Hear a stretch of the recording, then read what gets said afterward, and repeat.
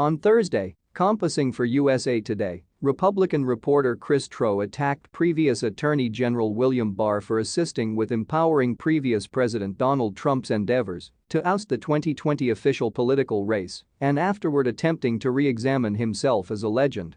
At one of the new January 6 panel hearings, Representative Liz Cheney, R. Wyoming, guaranteed that previous Attorney General Bill Barr and others stood up and made the wisest decision, compassed Trow. As a long-lasting Republican, I'm pleased with the principled stand Cheney has taken. Yet, with regards to Barr, she was unable to be all the more off base. I've had an uncommon response to the House hearings up until this point, an awkward combination of humiliation and repugnance. Obviously, I am feeling significantly better that the Trump organization had lapsed into the posse that couldn't overthrow straight. But on the other hand, I'm humiliated by previous President Donald Trump's cringeworthy assortment of defeatists, comedians and double-crossers. Barr is a specific issue, compassed Trow, on the grounds that he, as principal legal officer of the United States, might have assisted with halting the big lie and dishonor Trump's case that the political race was taken, yet took no sort of action against it until the cogwheels were at that point moving. Support and guard doesn't mean take off. You can't satisfy your vow by pulling out from the battle when the Constitution is generally undermined. So rather than let Trump know that his political decision extortion claims were bull and moronic, as Barr conceded he did in his declaration before the council, he ought to have been telling the whole nation, compassed Trow. What did Barr do, all things being equal?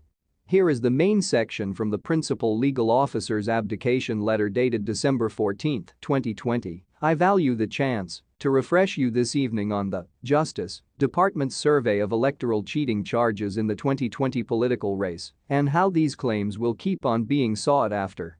At the point when the nation is so profoundly partitioned, it is occupant on all degrees of government and all organizations acting inside their domain to give our very best for guarantee the trustworthiness of decisions and advance public trust in their result.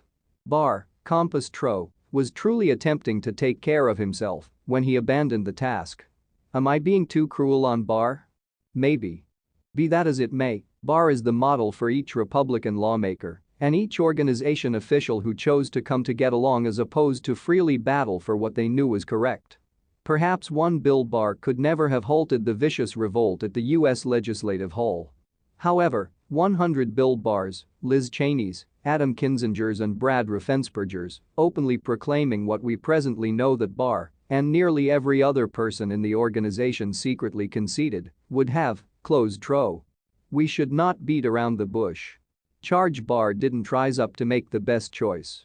All things considered, Barr attempted to have it the two different ways. It ought to acquire him only scorn. Previous President Donald Trump denied tossing a plate and ruining a White House wall with ketchup during his endeavors to upset the political decision.